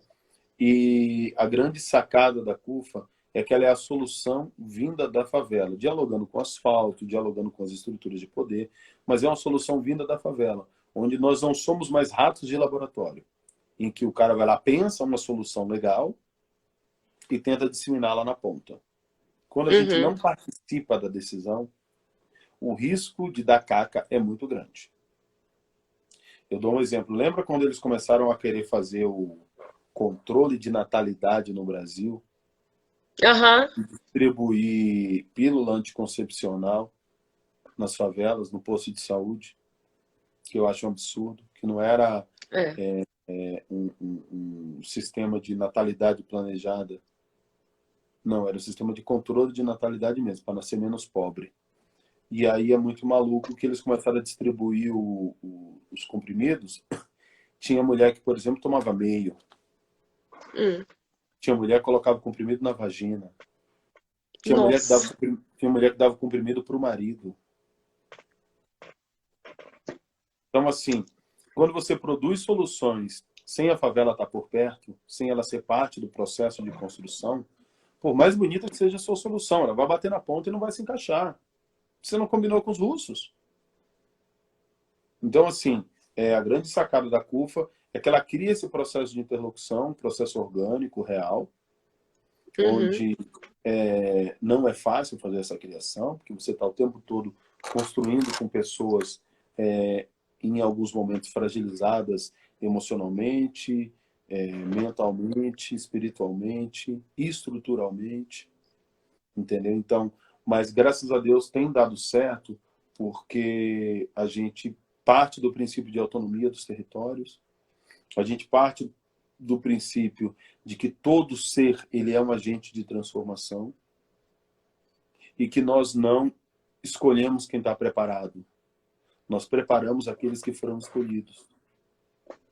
E o processo de escolha se coloca em cima da iniciativa do indivíduo. Ah, você quer ser um agente de mudança? Então vem.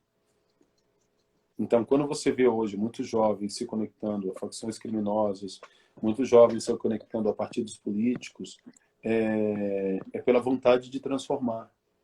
Então, nosso objetivo foi criar uma alternativa legítima para que essas pessoas façam a diferença.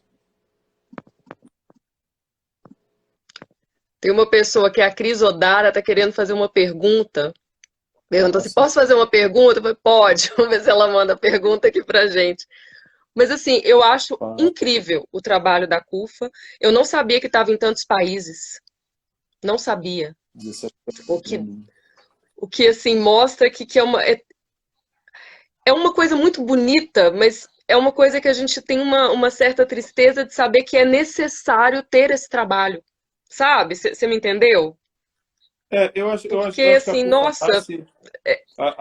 A CUFA nasce para matar a si própria, né? Ela nasce para cometer um harakiri. Futuramente a gente quer poder se matar enquanto instituição. Mas, ao mesmo tempo, a semente morre para nascer o trigo morre para nascer o pão, entendeu? Então, o ciclo de drão ele tem que existir o tempo todo. O que ela perguntou ali? O que você acha da intolerância religiosa nas comunidades? Eu acho que a intolerância religiosa que nós estamos vivendo agora, ela é fundamental que exista. É necessário que a intolerância religiosa exista. Exista, inclusive, para atestar uma realidade que foi escondida durante anos. Se você for no Museu da Polícia Civil do Rio de Janeiro, você vai encontrar trabalhos religiosos de religião de matriz africana que foram recolhidos por serem magia negra. Trabalhos que estão lá presos há 30, 40 anos. E hoje existe um movimento no Rio de Janeiro dizendo liberte o meu sagrado, pedindo que o museu abra a mão daquele conteúdo. Eles não entendem que aquele trabalho que iniciou há 40 anos está parado. O santo está esperando o final daquele trabalho. É, ué. E muitas pessoas estão tendo consequências na sua vida graças ao não término daquele trabalho. Uhum. Então, assim, a intolerância religiosa hoje, pelo menos a visibilidade dessa intolerância religiosa, ela é necessária para que nós possamos acessar outras intolerâncias religiosas. O preconceito ao meu cabelo é uma intolerância religiosa, intolerância Rastafari.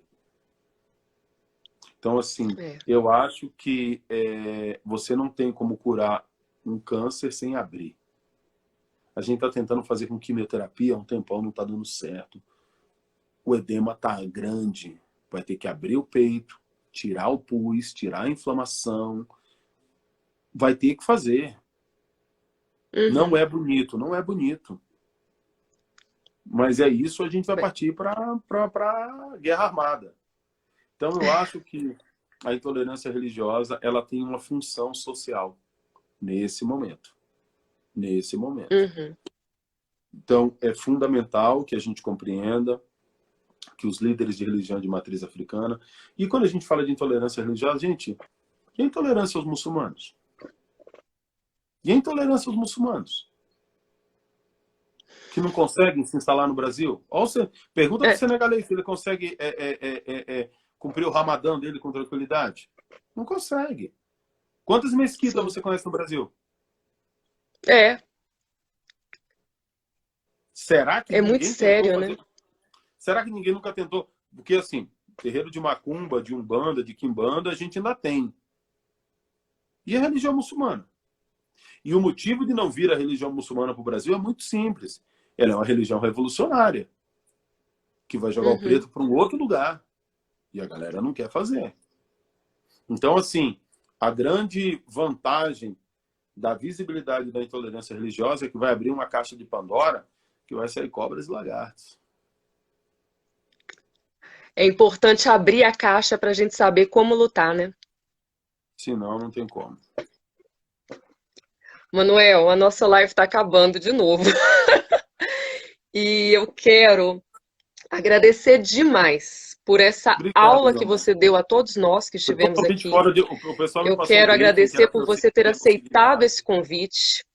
Eu sou católica, então eu tenho 3 santinhos fofinhos, que são meus santos de devoção, são meus amigos, eu falo assim, que é São Francisco, Santa Clara e São Jorge. Então eu peço a esses meus santinhos que abençoem você, a sua família, os seus filhotes lindos aí, que abram os seus caminhos, que a gente possa te ouvir falar mais. Obrigado. Sabe? Por meio de suas matérias tão incríveis, que a gente possa te ouvir falando assim. Porque foi muito importante para mim, como jornalista, como ser humano, como mulher preta. Muito obrigada por esse momento. Muito obrigada. Eu estou realizada de verdade. Eu não organizo nada, né? Fica uma bagunça desgraçada, criança chorando, aí bota vinil, pega a música, uma zona desgraçada. Você imagina que imagina eu na escola, menina. Foi maravilhoso, ele chorando no início, você cantando para ele, foi muito lindo, foi uma delícia. Foi muito bom. É muito doido, porque esse meu filho, ele não fala, né? Ele só canta. E a gente decidiu que, quando ele quiser falar, ele fala. Agora que ele vai começando a balbuciar. Mas o negócio dele é cantar. Então a gente decidiu que a língua dele é a música. E aí, tipo, quando ele tá brabo, eu tenho que cantar pra ele. Aí vocês viram aqui, né? Tava uma indignação desgraçada, ele começa a cantar e ele... É a maneira de desacelerar o coraçãozinho. É o que virou minha vida, foi lindo, amiga. Foi fofo, foi lindo. Foi um momento fofo da nossa live. Agora eu vou muito obrigada, viu? Vou botar eles para dormir e vou estudar o roteiro do É de Casa, que já chegou a primeira versão do roteiro. Sábado tem, né? Tem, ó. E aí essa semana eu apresento Criança Esperança também. Então, tipo, eu tô... Tem menina assim, ó. Eu saio de casa na sexta-feira de manhã e só volto na segunda noite. E eu vou te falar que é muito bom te ver na TV, sabe? Assim, a gente vê uma pessoa parecida com a gente, uma pessoa de dread no cabelo, um jornalista de dread. Isso é muito importante. É maluco, muito né, cara? importante, é Eu nunca, muito eu nunca- legal. E eu agradeço a você por isso. Obrigado. Eu nunca imaginei que fosse tão significativo. Agora que tá rolando, que eu tô vendo, eu falo, gente, como. É que assim, né? Tipo, um chihuahua, ele sempre foi chihuahua. Então ele acha que é normal ser chihuahua. Aí as pessoas que dizem, você é chihuahua. Aí você fala, é sério? Eu não sabia que eu era chihuahua. É com isso, as pessoas que estão me dizendo esse negócio todo, porque eu também não sabia o que eu era. Eu tô sabendo agora. Mas Eu tá acho bom, meu lindo. amor. Eu acho lindo, eu acho importante, eu acho representativo. E, nossa, eu vejo você assim, viro, poxa, que maravilhoso. Muito Obrigado, meu amor. obrigada. Muito obrigada por Tamo você junto, viu? estar lá, sabe? Falando coisas tão importantes, fazendo matérias tão incríveis. Wakanda Forever. Wakanda Forever. E se ela não for RA, a Brigadíssimo gente por vai esse parear momento, ela. viu? Beijo, meu amor. Não co- Ó, um beijo, fica com Deus. Beijo. Tudo de Obrigada por bom. tudo. Tchau. Tchau, gente. Obrigada.